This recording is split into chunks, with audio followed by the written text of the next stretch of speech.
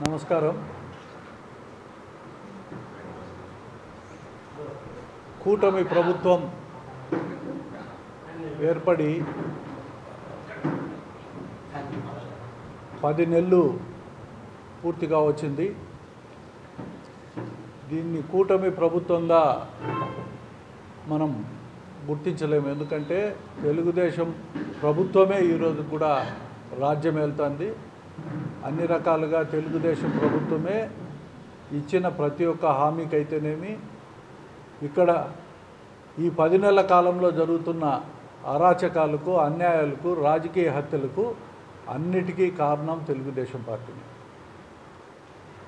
Telugu Desam party అధినేత మన ముఖ్యమంత్రి చంద్రబాబు నాయుడు గారు ఏవైతే ఆశించినాడో, ఏవైతే చేయాలనుకున్నాడో, ఎందుకనో 2024-25 మధ్యలో పూర్తి స్థాయిలో ఆయన అభిమతానికి వ్యతిరేకంగా జరుగుతున్నాయి అని అంటే ఇది రెడ్ బుక్ ప్రభావం అని చెప్పి ఈ సందర్భంగా ప్రశ్నిస్తున్నాను. ముఖ్యంగా రాష్ట్రంలో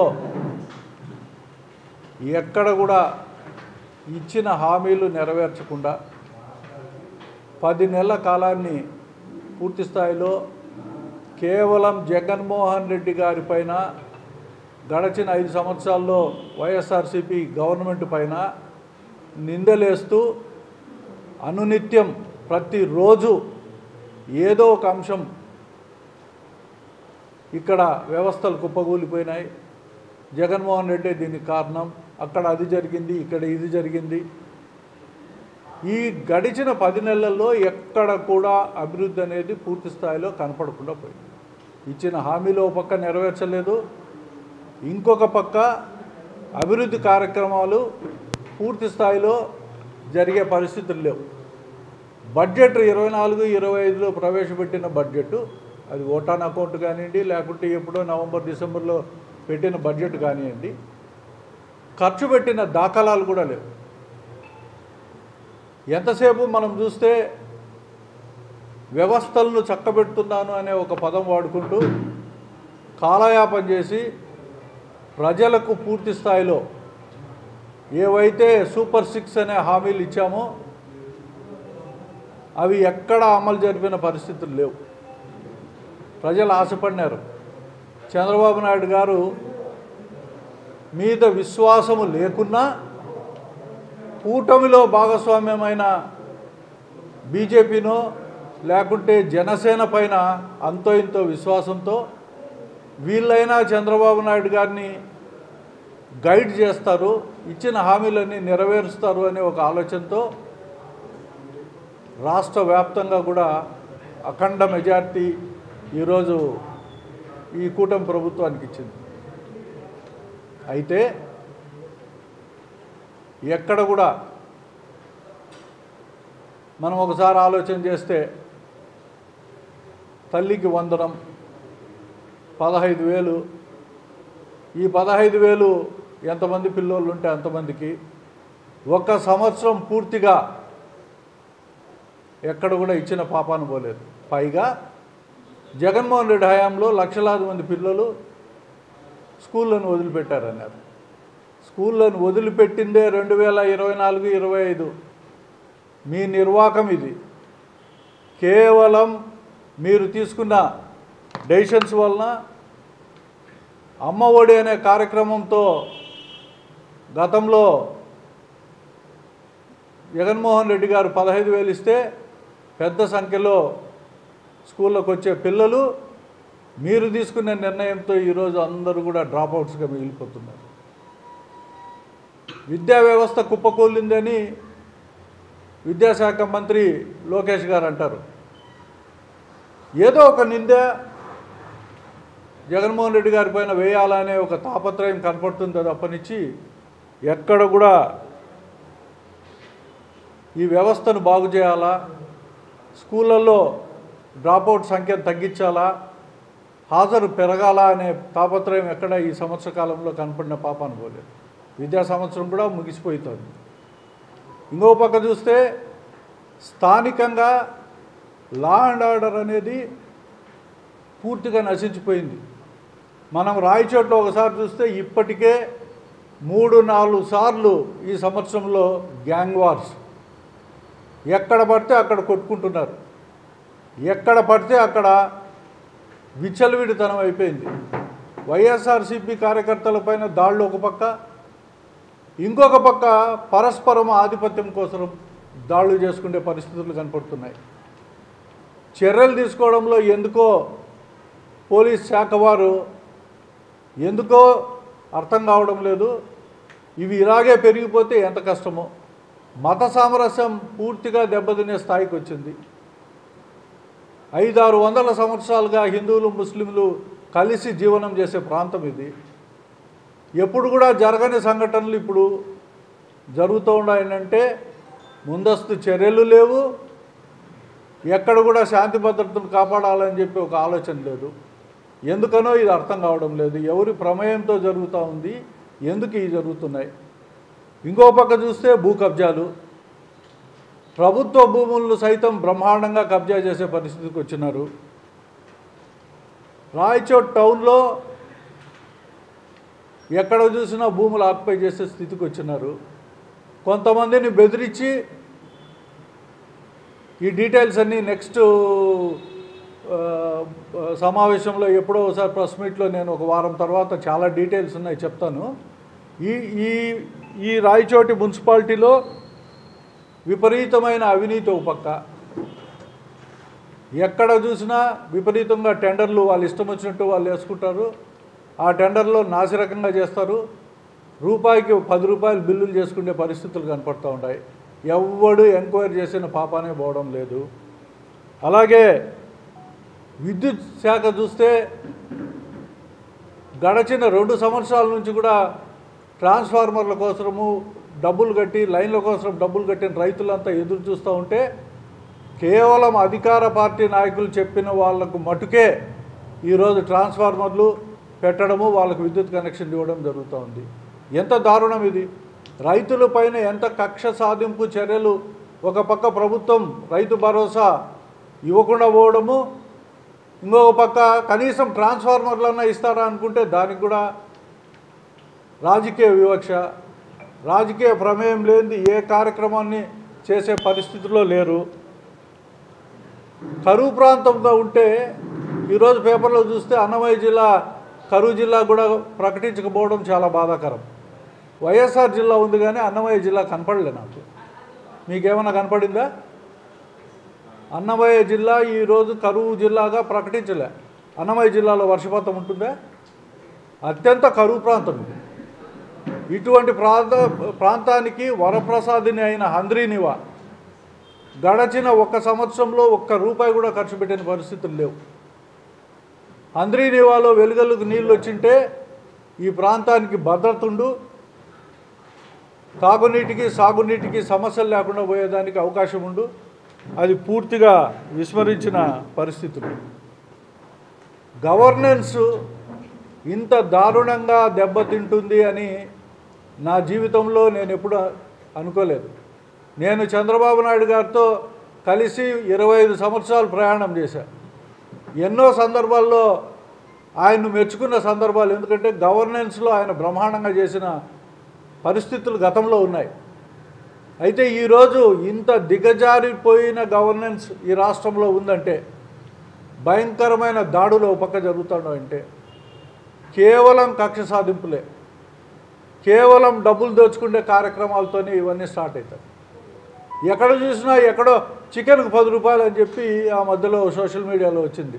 ఒక ఊరిలో రాయలసీమ జిల్లాల్లో, ఒక జిల్లాలో, ఒక నియోజకవర్గంలో కేజీకి 10 రూపాయలు కావాలి అంటే ఏ స్థాయిలో వీళ్ళు దందాలు మొదలుపెట్టినారు. ఒక పక్క ఇసుక దందా, మట్టి దందా, భూ కబ్జాలు, ఇవన్నీ ఓ పక్క చూస్తే ఎంత దారుణంగా ఉంది.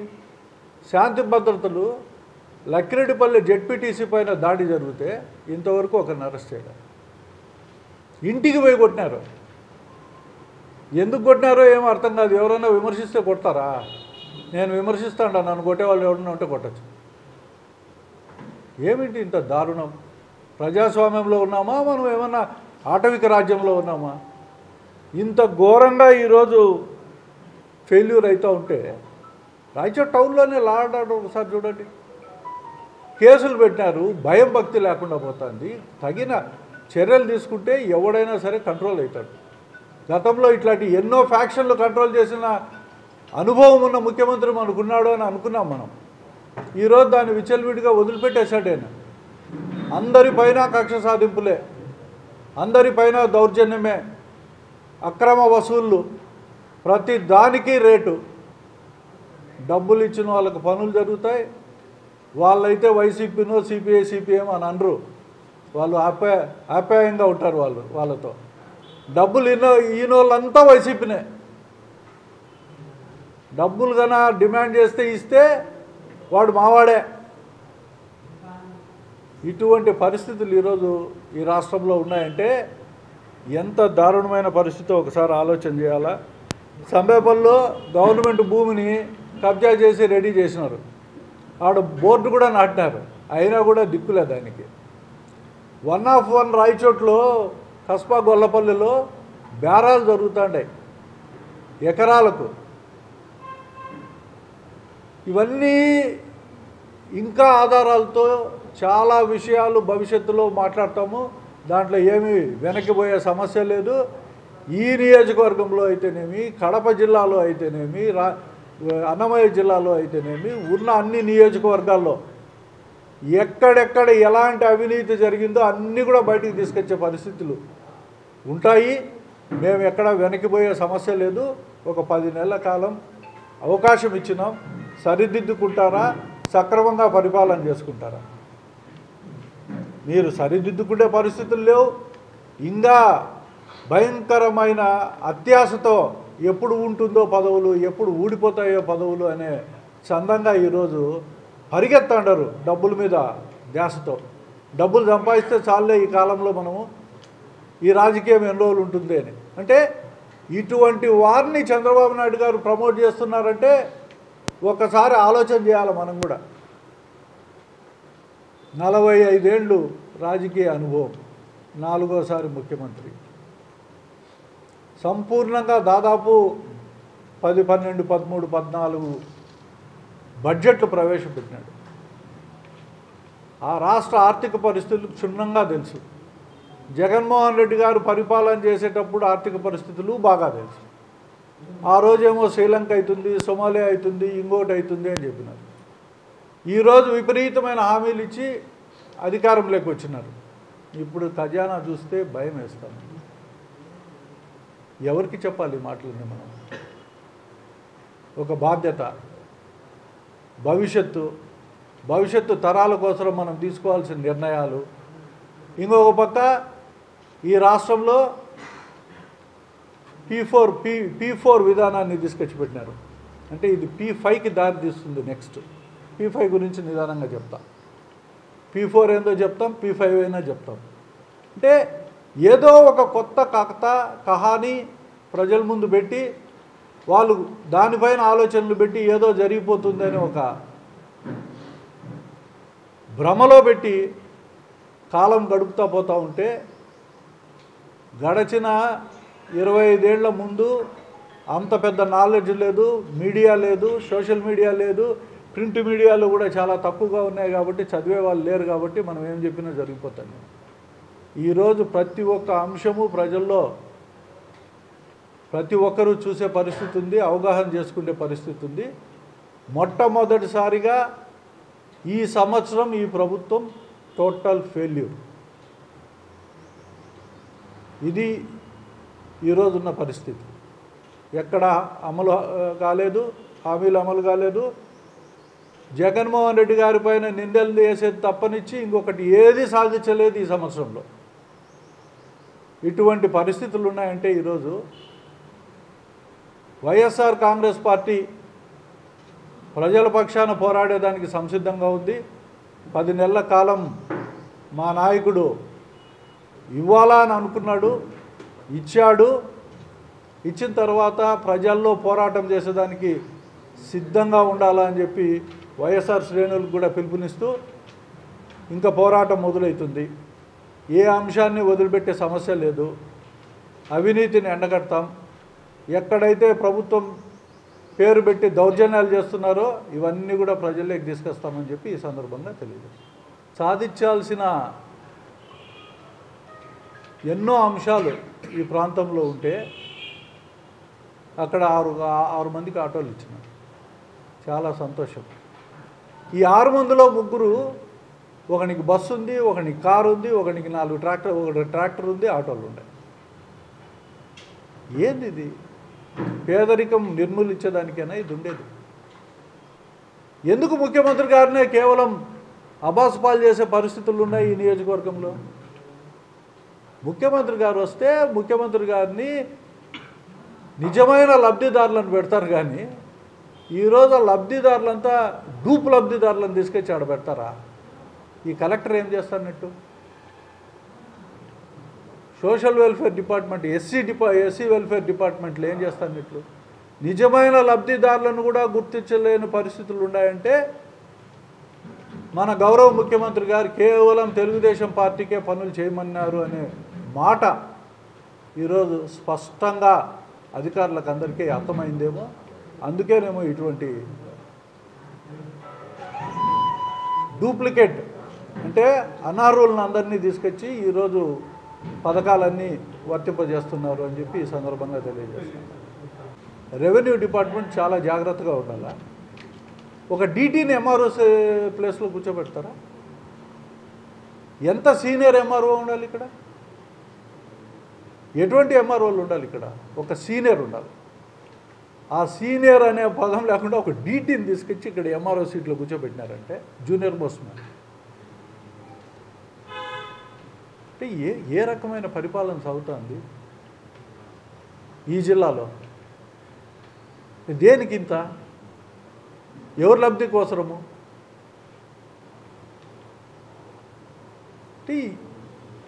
అందుకే దీన్ని failure government, failure governance, law and order failure, delivery system failure, రైతులకి ఇచ్చేది ఫెయిల్యూర్, యువతకి ఇచ్చేది ఫెయిల్యూర్, మహిళలకి ఇచ్చేది ఫెయిల్యూర్, పిల్లలకి ఇచ్చేది ఫెయిల్యూర్, మొత్తం టోటల్ ఫెయిల్యూర్. రావడం లేదు కదా, మనం తీసుకొని మాట్లాడాల్సిందే. ఉగాది అయిపోయింది కదా, ఉచిత బస్సులు ఉగాదికి ఇస్తామని చెప్పిన సందర్భం ఉంది. అయితే అది మర్చిపోయినారు కదా. ఎందుకంటే మనం బడ్జెట్ పెడితే బడ్జెట్లో ఎక్కడ ఊసే ఎత్తలే. ఇప్పుడు దాని గురించి మాట్లాడే వాళ్ళు లేరయ్యా. ఉచిత బస్సు లేదు, నిరుద్యోగ భృతి లేదు, ఇంకోటి లేదు. కేవలం 2 ఇస్తామని చెప్తా ఉంటారు. ఇప్పుడు ఆ 2 ఎంతవరకు ఇస్తారో మనకు తెలియదు. గత ఉగాదికి ఎలక్షన్లలో వరం ఇచ్చారు, వాలంటీర్లకు వరం ఇస్తున్నా 10,000 ఇస్తారని. వాలంటీర్ ఉంటే కదా అయ్యా, వాలంటీర్లకు ఒక్కరికే చంద్రబాబు నాయుడు గారు హామీ ఇవ్వలేదు, లోకేష్ గారు హామీ ఇవ్వలేదు. ఈ రాష్ట్రంలో ఎంతమంది ఆశతో ఎదురు చూస్తుంటారో ప్రతి ఒక్కరికి హామీ ఇచ్చినాడు. ఒక వాలంటీర్లే కాదు, ఆశా వర్కర్లు, అంగన్వాడీ టీచర్లు, లేకుంటే నిరుద్యోగులు, ఇట్లా చెప్పుకుంటూ పోతే అన్ని వర్గాల వారికి, ఎస్సీలకు, ఎస్టీలకు, బీసీలకు అందరికీ ఇచ్చిన హామీలన్నీ కూడా ఫెయిల్యూర్. ఎక్కడ సక్సెస్ అయింది ఈ రాష్ట్రంలో అంటే బ్రహ్మాండంగా బెల్ట్ షాపులు పెట్టే దాంట్లో సక్సెస్ అయింది. ఒక్క రాయచోటి నియోజకవర్గంలో కనీసం అంటే 1200 బెల్ట్ షాపులు ఉన్నాయి 6 మండలాల్లో. అంటే ప్రతి పల్లెకు ఒక బెల్ట్ షాప్ ఉంది. చిన్న పల్లెలు తప్ప నుంచి ఒక మోస్తరు పల్లెలు, ఒక 100 మంది జనాభా ఉంటే అక్కడ ఒక బెల్ట్ షాప్ ఉంది. ఇది సాధించిన ప్రగతి ఈరోజు. ఇది తప్ప నుంచి నాకేం కనపడలే. ఎన్ఆర్జీఎస్లో 4 సిమెంట్ రోడ్లు వేయచ్చు, అది వేరే కథ. అది ప్రతి సంవత్సరం జరిగేటియే. ఎందుకంటే సెంట్రల్ గవర్నమెంట్ ఇచ్చే డబ్బు, సెంట్రల్ గవర్నమెంట్ అది ఇచ్చే డబ్బు ఇస్తానే ఉంది. రైతులకి ఇచ్చేది ఇస్తూ ఉంది, ఇంకోటి ఇచ్చేది ఇస్తూ ఉంది, అది ఓకే. రాష్ట్ర ప్రభుత్వం చేసే ఏ కార్యక్రమం కూడా సక్సెస్ఫుల్గా లేదు.